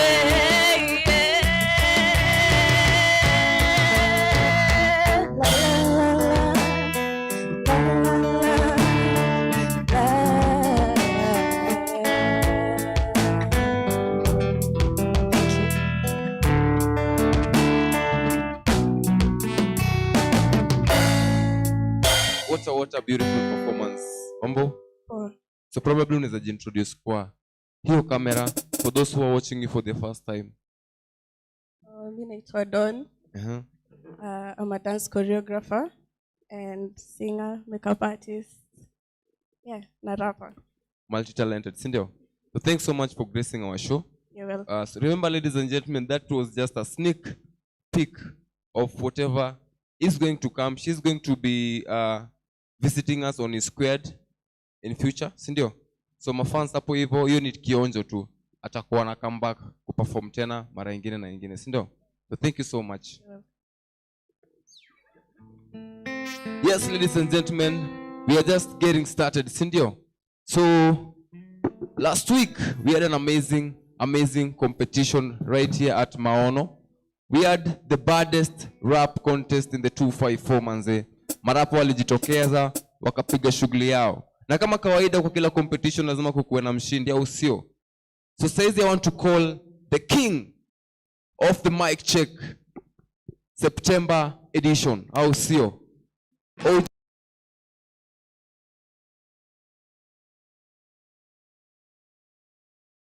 Buda hata uko excited kuko hapa. Uko excited kuko hapa. Niko excited vibaya sana. Unafeel aje mse? Nasikia fiti.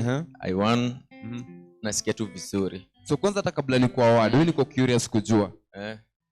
Hiyo rap battle ilikuwaje kwako? Rap battle. Okay, kulikuwa na tension kiasi juu kila mtu alikuwa fit. Kila mtu alikuwa fit kivyake, then nikasema hapa acha nikuje tu na confidence. Rapa mgani alikutishia sana? Kuna mwenye alinitishia kweli. Naweza sema tu alikuwa fit. Wote walikuwa tu fit. Style zetu ni tofauti, so kama wezi rap wenye na rap, inamaanisha hawako nitishia. So do you think you deserved to win well? Yeah, I deserve it. I've been doing this for a very long time. For how long? Like 7 years now, I guess. Yeah. Full time muziki? Si full time. I love rapping. So naifanya sana though. Yeah. Though si full time. Naifanya sana. This is my hobby. This is the only thing naweza fanya bila kufundishwa, inakujanga tu. And of course, as they say, manze, practice makes perfect. So true. So niambie tu tukimalizia, what does this trophy really mean to you sasa as a rapper? This one really means a lot. The trophy means a lot too. I never knew there's a day I'll go to a rap battle na nishinde trophy. Yeah. I always do it for fun. Sikujua naweza kuwa that good. Watu wanivote then nifike nipate trophy. Ndio. I feel so good. Lakini imefika na ukawakilisha na ukaibeba au sio? Manze. Yes man, without any further ado, ladies and gentlemen, allow me to award the winner of the mic check September edition. Trophy ndio hapa, trophy maridadi. For the viewers watching at home, this is the trophy right here on E Squared. Nataka kuiaward to the deserving winners, ndio? Yo. Au sio? So, band, cheza kitu kidogo, asai award the winner. Hey, trophy. So our viewers at home, manze, remember, tuambie, what do you feel about our winner? Sindio, ana deserve kuchukua hiki kombe. Of course, manze, jinyi mmemvotia na tunamuinvite tena na tena. The challenge is still on. Sindio? Yeah, so unaweza ambia aje marapa tukimalizia? Zambia marapa, if you're a rapper and you love what you're doing, manze fanya kitu. Mimi ufanya tu kitu. Sijuangi naweza leta trophy. Nasikia, and practice makes perfect. Practice juu nikicompare venye na rap siku hizi na venye nilikuwa na rap nikiwa pale class 7 is a very big difference. Yes man. Very big. So you do your thing. Sindio? Jibambe. Hata kama hujashinda, so long as ulijibamba, ulisikia, ulifanya fit, wewe jibambe. Yes man, and of course to all who participated in the rap battle, remember each and everyone did good. Kila mtu ni mshindi, but unfortunately tunakuanga tuna mshindi mmoja, si ndio? So this trophy goes to the winner of the mic check September edition, OG Yembe zao sio. So piga kitu tupige kafe likiisha.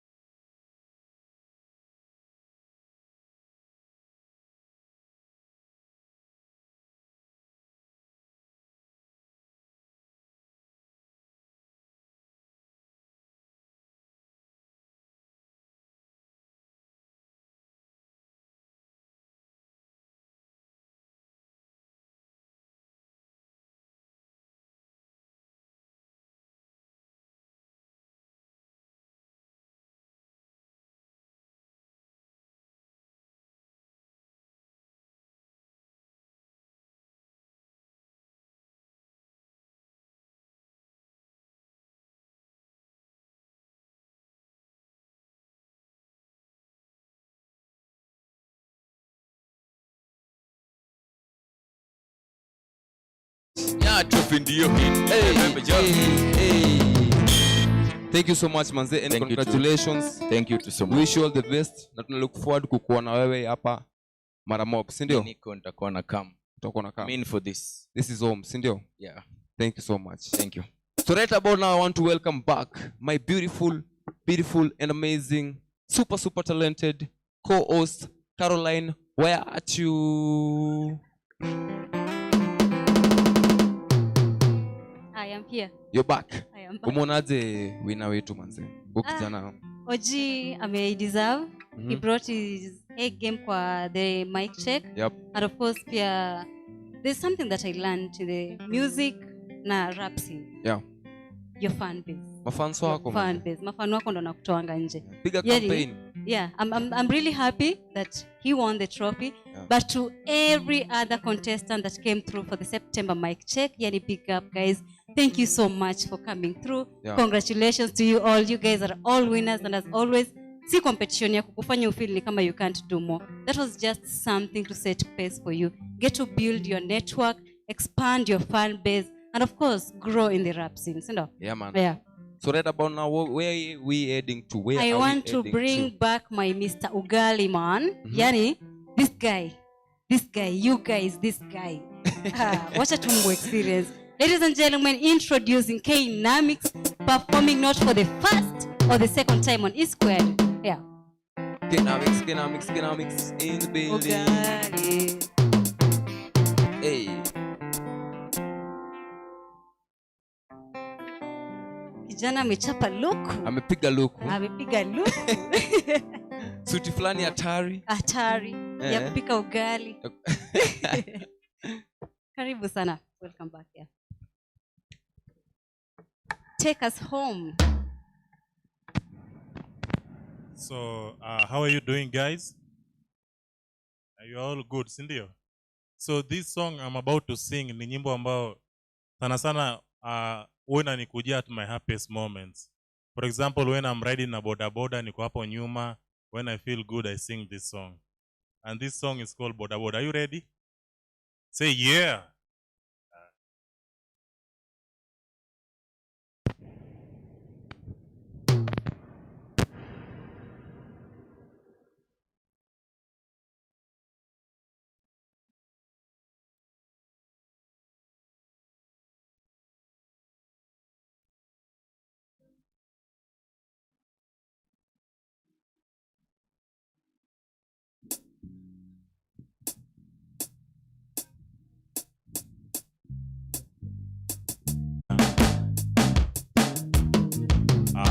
The guy,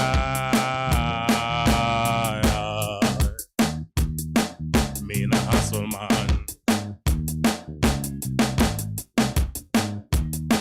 I'm undo the guy, me na hustle man.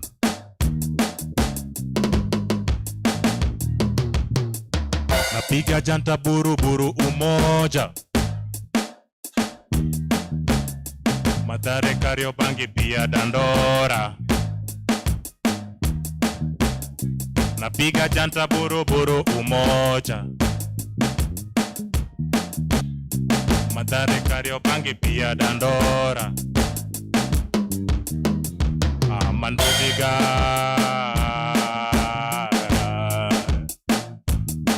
Mina hustle man. Amandu the guy.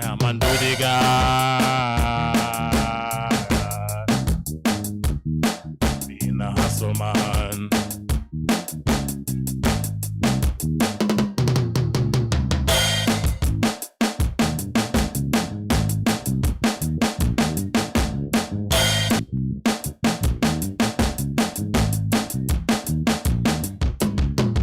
Historia ya boda ilianza kule Kakamega. Historia ya boda ilianza kule Kakamega.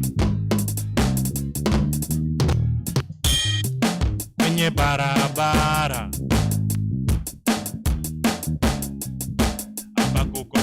baisikeli kwenye barabara, hapa kukosa baisikeli ama ndudiga. Mina hustle man, ama ndudiga, ama ndudiga. Mina hustle man. Ukipanda ndudhi bro, machozi lazima itatoka. Ukipanda ndudhi bro, machozi lazima itatoka. Ama ndudiga,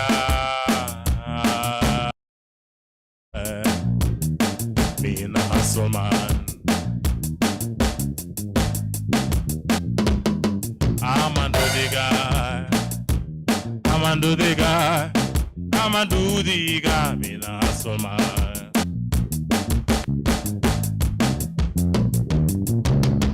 Kazi yangu ya boda boda,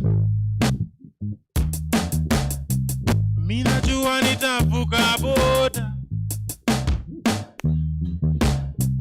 Kazi yangu ya boda boda, mina jua nitavuka boda.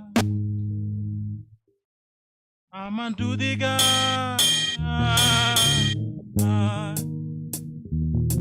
Mina hustle man. I'ma do the guy, Mina hustle man.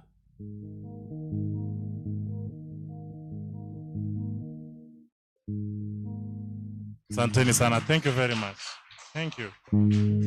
Now, this next song I'm going to sing. Najua mnashangaa kwa nini Caroline anasema Mr. Ugali, Mr. Ugali. Huyu mtu kana anakaa ugali, sura yake inakaa kama ugali ama anapenda kula ugali sana ama nini. So ugali ni nyimbo ambayo niliimbia ugali ama nini. Nilikuwa naimbia sana sana kwamba nilikuwa naimbia hustle zetu. Unaona baba na mama wakienda huko nje, ama hata sisi tukiwa wakubwa siku moja tutaenda huko nje kuhustle nini. Hiyo kuhustle ni kutafuta ugali, unaona? So nikasema let me sing this song to motivate wale watu wote ambao kule nje ambao wanajituma to make sure by the end of the day kuna ugali juu ya me. So hii ngoma ambayo nitaka kuimba ya ugali nataka tuimbe pamoja, stemba peke yangu. Tuimbe pamoja. Inaimbwa hivi. Ugali, ugali, ugali, ugali, ugali. Ulitoka wapi? Ulitoka wapi? Yeah, alafu mnanijibu. Ugali, ugali, ugali, ugali, ugali. Ulitoka wapi?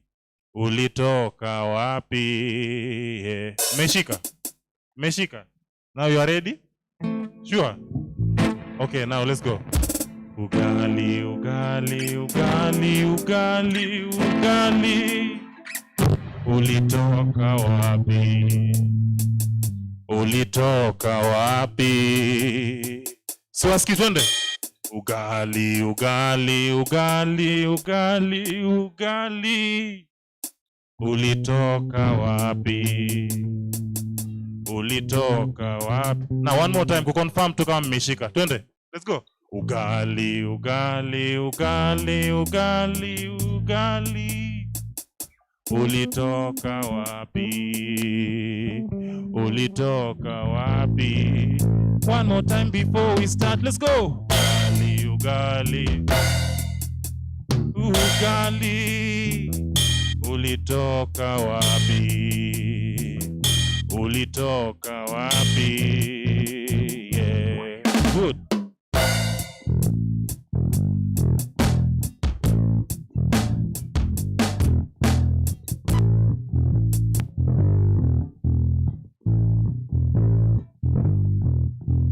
Nimekula sembe nasikia niko poa. tumbo yangu nasikia niko poa, kwa roho yangu nasikia niko poa, mi niko poa. Nimuko vipi? Nimekula sembe nasikia niko poa, kwa tumbo yangu nasikia niko poa, kwa roho yangu nasikia niko poa, mi niko poa. Nimuko vipi? Nikifika home kitu kwanza mi udu, na washa stove nasongeza tambi juu, majina warm nikikata vitunguu,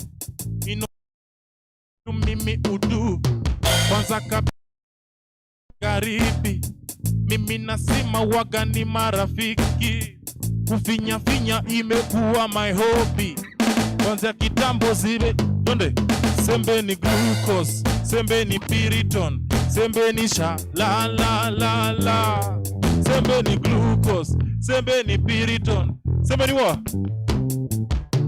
You can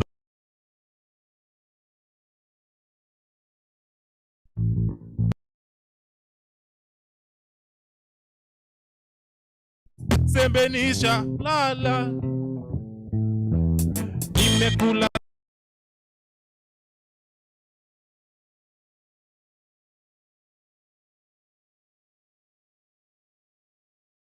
niko poa. Nimuko vipi? Nimekula sembe nasikia niko poa, niko poa. Kwa tumbo yangu nasikia niko poa, kwa roho yangu nasikia niko poa, mi niko poa. Nafanya kazi nisikose sembe, semeni sembe. Alright? Are you ready? Nafanya kazi nisikose sembe, sembe. Napata stress nikiwa na unenge, nafinya finya bora siku ziende, shukuru Mola kabla kula sembe. Nafanya bidii nisikose sembe, napata stress nikiwa na unenge, nafinya finya bora siku ziende, shukuru Mola kabla kula sembe. Sembe ni glucose, sembe ni piriton, sembe ni glucose, sembe ni piriton, sembe ni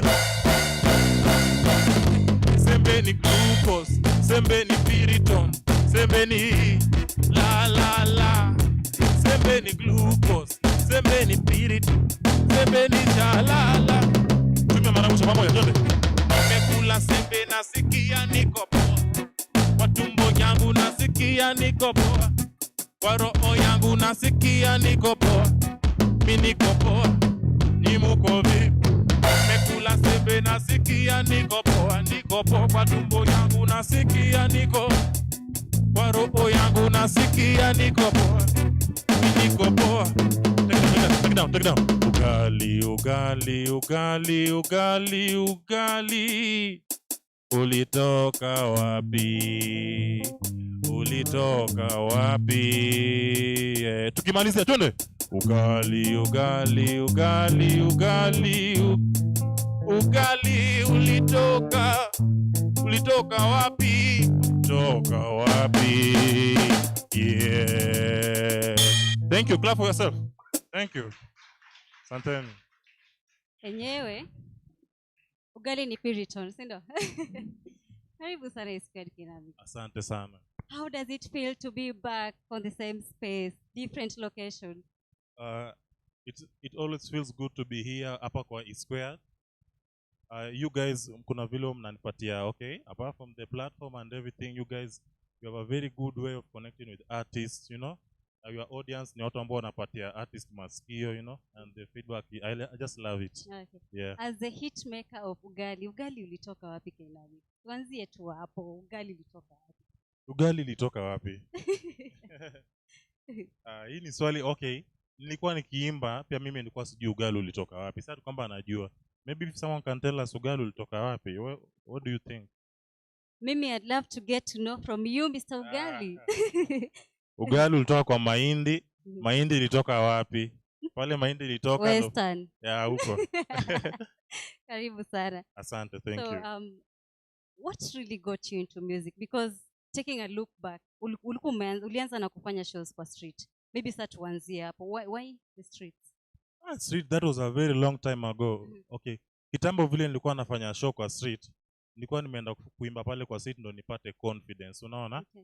Pale kwa street, as you perform in the street, unajua unaperformia a moving crowd. Si kama hapa watu wamekaa wanakusikiza, beautiful audience wanakusikiza. Pale kwa street zingine una perform, ni watu wawili wamesimama, wengine wanatembea. So hiyo kitu ilikuwa inivunji mimi, ilikuwa inanitengeza, inanipatia moral nini. So nilikuwa nimeenda kwa street kupata confidence. Okay. Nilipata. Na iko inaonekana. Yeah, thank you. Yeah, so what really got KNAMICS into the music space? Unauliza kwa nini nilianza muziki? Ama What events? What turn of events? What really triggered that? Kitambo sana nilikuwa nimemaliza shule form 4.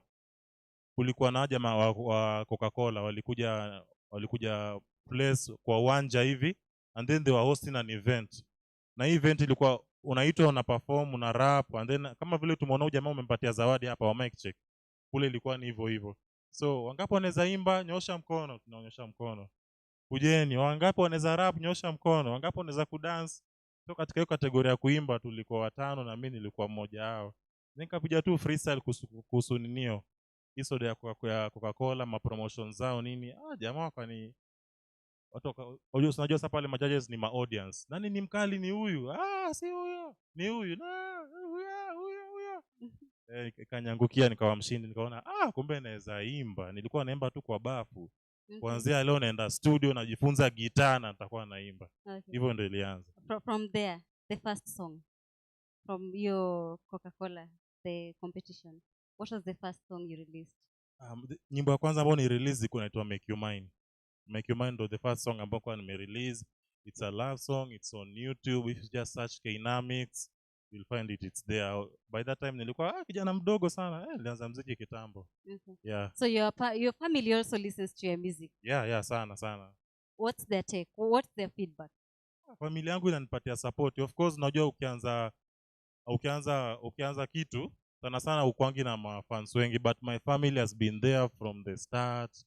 Wamekuwa na mimi. So nikifanya muziki hapa na pale, labda nilikuwa naenda kidogo na naenda hapa na hapa kidogo, kama okay, they were giving me support, moral support, you can do it, and unaona hata walivyoanza kunyona kwa big platforms nini, wakasema kumbe kijana unaweza kuimba, unaona. So ile support ili increase, nikakuwa more vivid.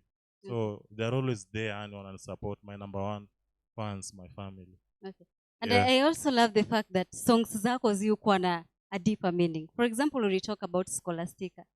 Scholastica ananuna kwa sababu hajapelekwa salon. These are real life situations. So first of all from there. That song Scholastica, I was speaking about this city of Nairobi. Vile Nairobi huwa kuna, unajua the hustle in Nairobi. People wake up early in the morning, they go and hustle nini kwa baridi. Sometimes the hustle ni mchana kuna jua, you know, but you still have to hustle, unaona. So hii ngoma nilikuwa naongelea mpenzi wangu Scholastica, ambaye alikuwa labda hapa na pale, kulikuwa tuna differentiate ki opinions, anielewe. Sasa naweza enda nje nikose pesa, siku ya kwanza atanivumilia, siku ya pili atanivumilia, siku ya tatu atasema wewe mbona wenzako wanapeleka magari na unakosa pesa?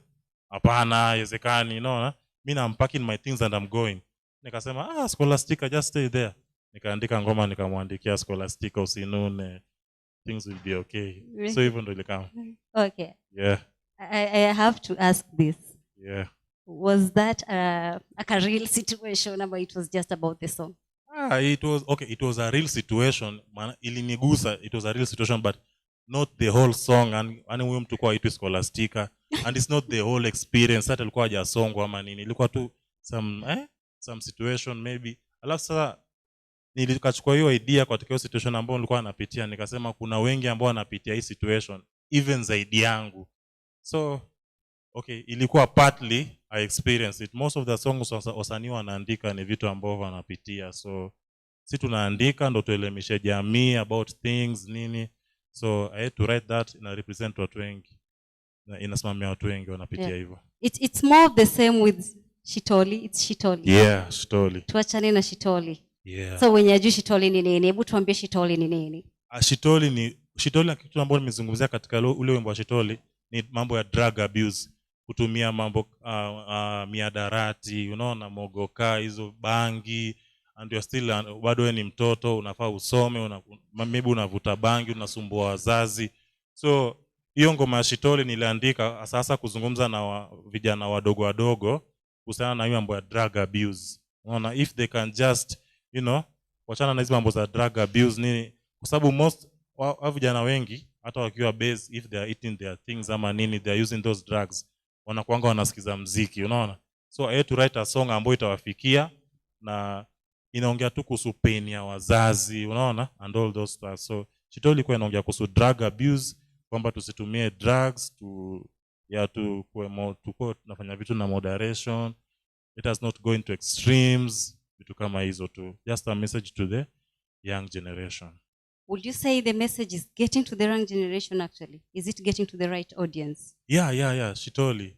Okay, the song is not yet recorded, but hapa kwa grao inajulikana, at places that I perform, when people see me, the same way they say, ugali, sing for us ugali. And the other one is Shitoli. So I feel good because najua message inafika, unaona? So yeah, message inafika. KNAMICS as an artist, unafeeling aje kama sasa hivi when you perform and the crowd is jamming to your songs? How does that make you feel as an artist? It is a good feeling. Na inani motivate niendelee, lakini bado unajua my dream ni perform mali a bigger audience. Of course we all want more. Even the sound engineer once anataka siku moja apige kwa show kubwa kama Churchill, the cameraman anataka siku moja shoot movie ya Netflix. Kila mtu akona hizo dreams. So me wanna appreciate sana, inani fuel. Even if I perform for 2 people, they clap for me, they criticize me, wanasema hapa umeimba off key kidogo. I love those comments. You are singing well. Vitu kama hizo zinani motivate. So I usually huwa napenda sana my audience and I appreciate them. Audience tu yote. Even if I walk up, yeah. And what exactly are we doing to get to that bigger space, bigger audience, of course, bigger dreams? Yeah, it is always one step at a time. Ukikuwa na dream, always just make sure you are doing something towards that attaining that dream. Watu wengi sana wameshindwa kuachieve dreams zao because the major reason inakuwa ni finance. Sina pesa ya kufanya video kali, sina pesa sijui ya kufanya nini, all those things, pesa ya kwenda coaching. But one step at a time, what can you do today? Unaona, ile kitu ambacho unaweza fanya leo, even if it's just practice. Una practice. So always make sure each and every day unafanya kitu to reach your goal, ile ambayo umeweka kwa akili yako. Okay. Yeah, so yeah. So the song Ugali, the video is out. I saw it. Yeah. Ugali kwa kila mahali. Yeah. Ugali video inatesa mbaya. Yes, I recommend watu waende pale YouTube waangalie KNAMICS Ugali, Yeah. It's a good vibe. Like, share, comment, subscribe. Okay. Yeah. Fear ya Mr. Ugali ni gani in the music scene? What is your greatest fear as an artist?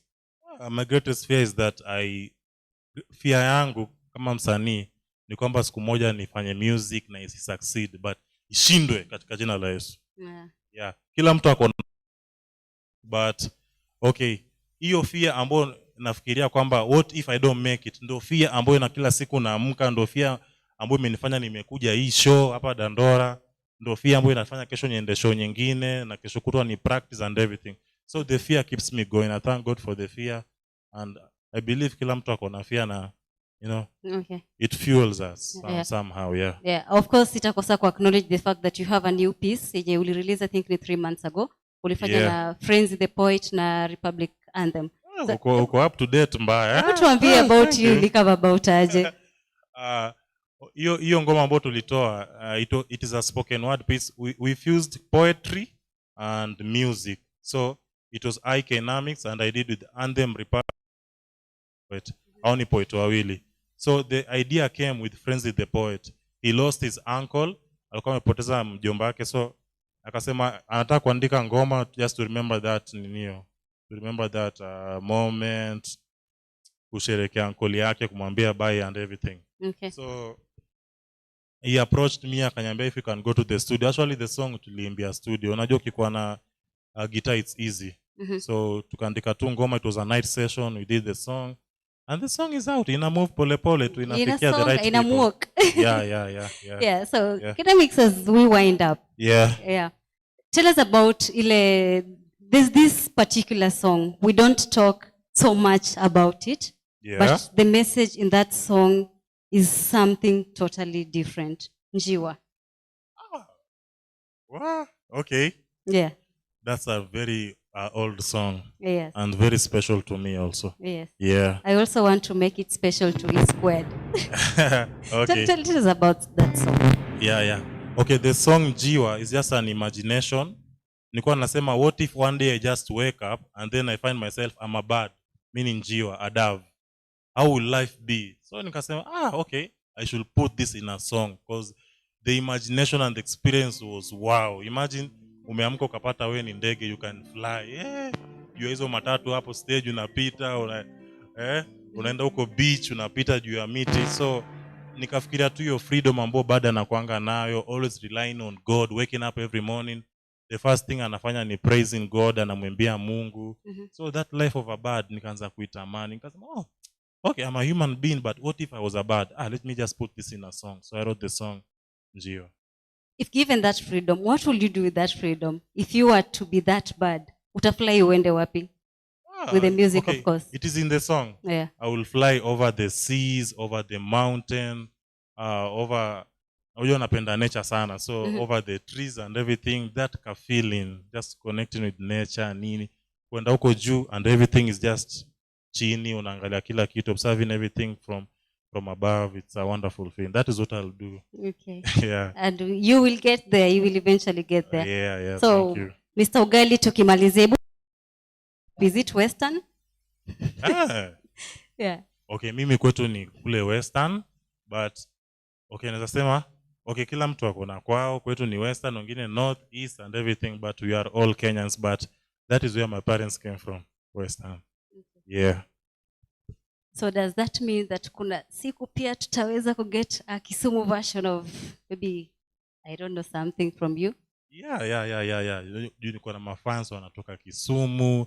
So, okay, my main objective is nikaandika ngoma, si kwamba sasa nikiimba ngoma ya ugali na target Waluya ama ni although nimemention kwa song natoka magharibi, but does not mean that sasa ngoma ya Waluya. Waluya wanani ni mtu wetu kabisa nini, but nataka iendewe Kenya wote. So no ugali ni staple food yani nini. So nikiimba ngoma nyingine kama nita represent Nyanza, I will pick on something, even something like bodaboda. Unaona bodaboda ni kitu ambacho iko all over the country. So unaweza pick bodaboda, okay, bodaboda ilianza Kisumu maybe, but ina represent ni culture yetu kama wa Kenya. So nitakuwa naimba vitu ambavyo zinatunganisha sisi as Kenyans. What should we expect from Mr. Ugali? Sasa hii Mr. Ugali amepotea, pigi mashows. Kwa sasa hii show yenu vile uje kufika hapa, I really thank God, and hii platform naitambua sana. Na vile nimekuja hapa ilikuwa nimekawia bila kupiga show. Now I have a series of shows. Tomorrow I'll have another one at Chester House, on Thursday I'll have another one. Lakini sasa hii ndio imefungwa hiyo trend.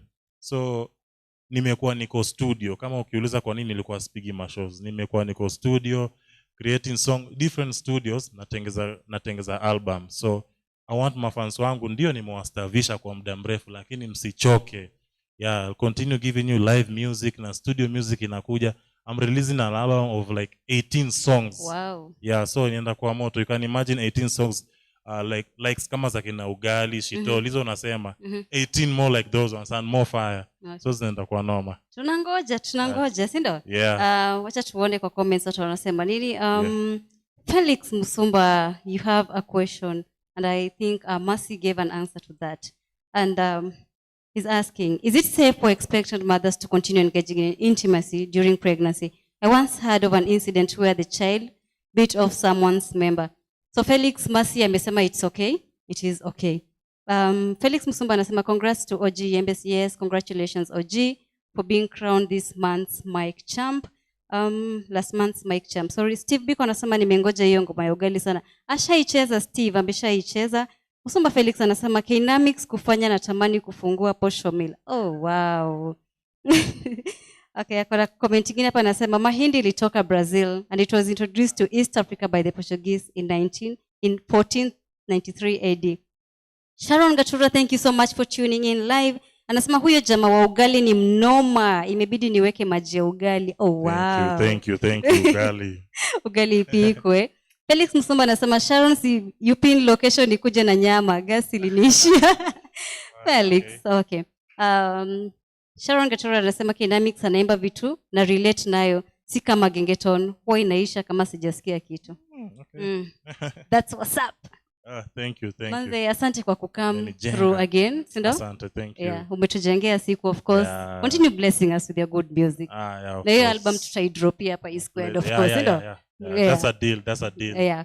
So I'll let you perform the next piece and then we will wind up, sindo? Okay. Thank you.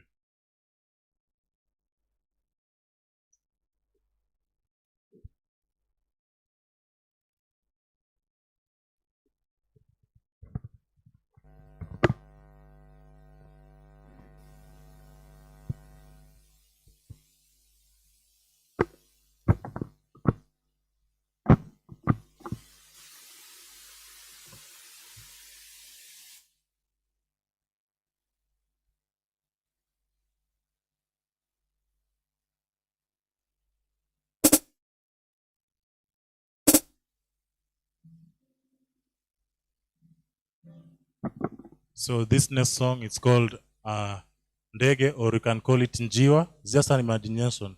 Ukiamka asubuhi kujipata wewe ni ndege, utafanya nini? I hope you are going to enjoy the song.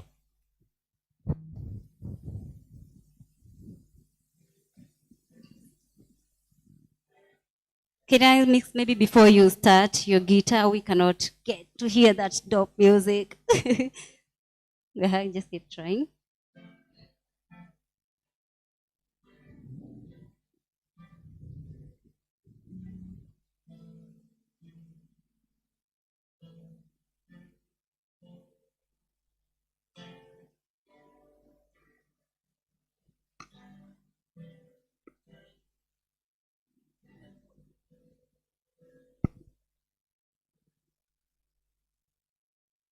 Okay, we'll work this. Just play.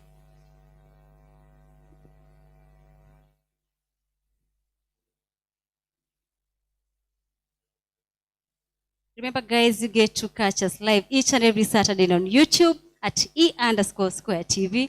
Of course, you can interact with us on our social media handles. We are on Facebook at Eastlands Expressions, on Twitter at E_Squared KE, and of course on Instagram at E_Squared KE. Na kama wewe ni msanii, kama wewe ni aspiring artist, kama wewe ni an artist in the making, kama wewe ni spoken word artist, yani, we have a plug for you guys. Black Boy Media is offering something mega super big for you guys. Just send us a message on Instagram at blackboy_music and we will tell you what's up.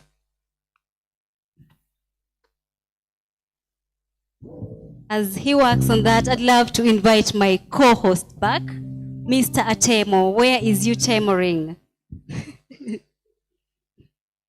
Nini umekuja na saiki? Can you even sing? Hata mimi kwa Mr. Ugali. Sawa. Chafua. Ningependa sana manze, lakini sijabarikiwa. Nimebarikiwa na kuongea na kuzungumza. It's a rap. Yeah. Hey, manze, what a long show. Yes. But a beautiful one. Of course. It's been amazing, manze. A different location, a different setup, a different energy. Amazing. Na by the way, mjatuambia mnafilaje about hii set yetu. Steve Biko, nakuona, najua unataka kutype lakini hii type tu, tuambie tu venye unafeel. Sisi tunakaje tu kuje huku sana ama tu. Sindio? Yeah. Yes, man. But it has been an amazing evening. I hope you guys have enjoyed your afternoon. Of course, we have been coming live to you on YouTube at E_Square TV from Maono Center for Transformation in Dandora. And these guys are doing so much. Check out their Facebook page they're on Facebook at Maono Center for Transformation. And of course, they're on Instagram at Maono Africa. Yep. And of course, you also get this on our social media handles. We are on Instagram at E_Squared KE. I am on Instagram at thisiscaroline_. And I'm on Instagram at pinches_entertainer. Yes. On Facebook at pinches entertainer. On Twitter at pinches_ENTE. Yeah. And of course, guys, remember your conversation aishi hapa. We're going to be having this conversation on pregnancy and infant care throughout the month of October. And of course, we will not fail to acknowledge the fact that October is also Breast Cancer Awareness Month. Black Boy Media, Squared KE. Yet we have so much. We have something planned for you guys. It is going to be a fashion for Canada edition. Yeah, you man. guys want to be stay tuned for that. And the only way you get to interact with that, of course, you not being left out, is by subscribing, turning the notification bell on, so that every time we are live, Yeah, man. every time there's content for you guys, you are able to access it, interact with it, enjoy it, learn from it. Yeah, man. Yeah. So it's a wrap from us. They call me Pinches the Entertainer. I've been your host for this amazing show. And I am Caroline Atieno. And until next time, as we leave you with Mr. Ogali, it is a goodbye. Have a lovely evening, guys. Be safe, be well, and take care of yourselves. Goodbye. Adios.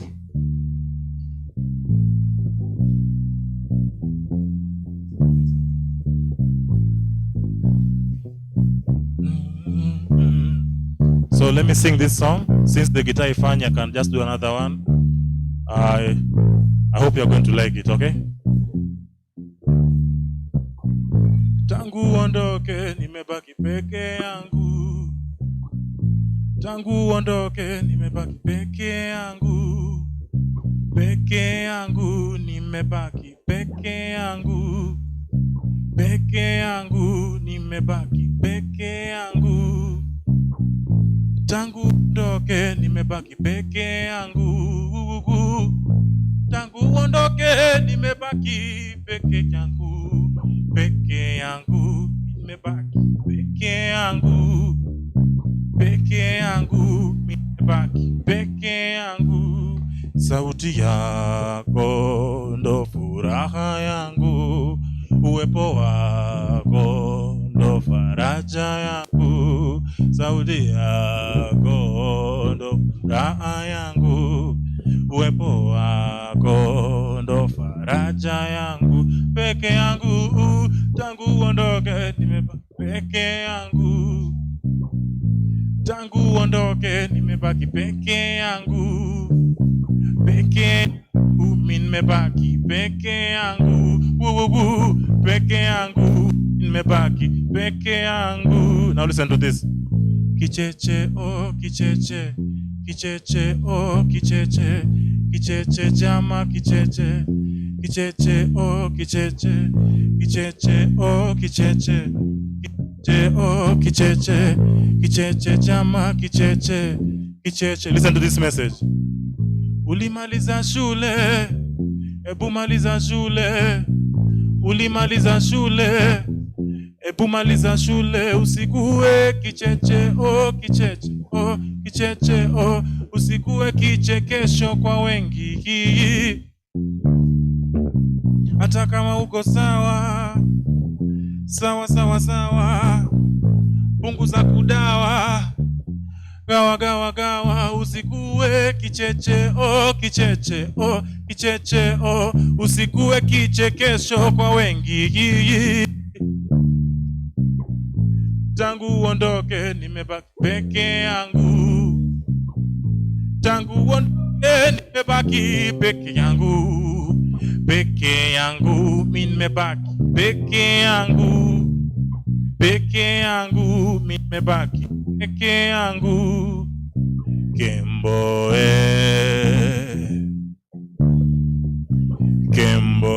Kemboe. Unapendeza sana.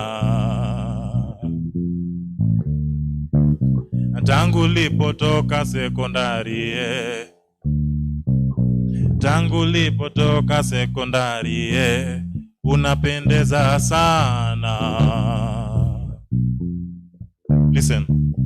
Jiadare na mafisi wasikudanganye. Tangu uondoke nimebaki peke yangu. Tangu uondoke nimebaki peke yangu. Peke yangu nimebaki peke yangu. Peke yangu nimebaki peke yangu. Kicheche oh kicheche. Kicheche oh kicheche. Kicheche jama kicheche. Kicheche oh kicheche. Take it down, take it down, take it down, take it down. Thank you very much. I hope you may appreciate. I hope you like it.